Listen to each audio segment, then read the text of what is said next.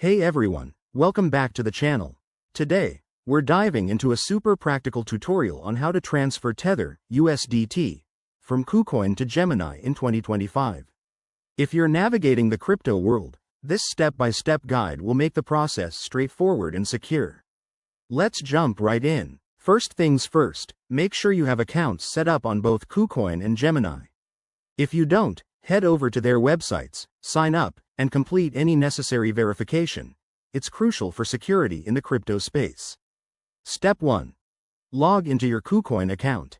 Once you're in, navigate to the Assets or Wallet section.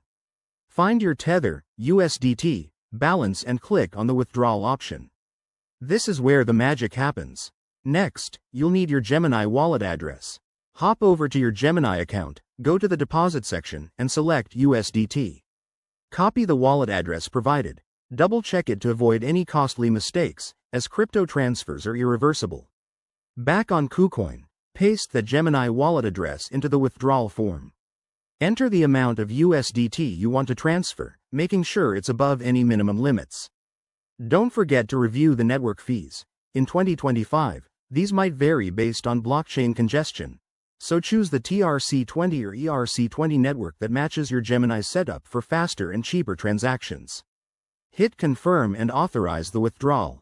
You'll likely need to enable two-factor authentication for an extra layer of security, always a smart move in the evolving crypto landscape. Once submitted, sit tight.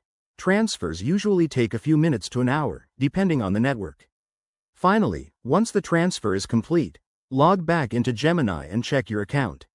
You should see your USDT deposited and ready to use. If anything goes wrong, reach out to customer support on either platform. And there you have it. Transferring Tether from KuCoin to Gemini is that simple. This method keeps your assets safe and helps you manage your crypto portfolio effectively.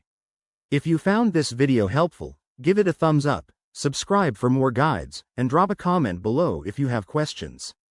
Thanks for watching, and I'll see you in the next one.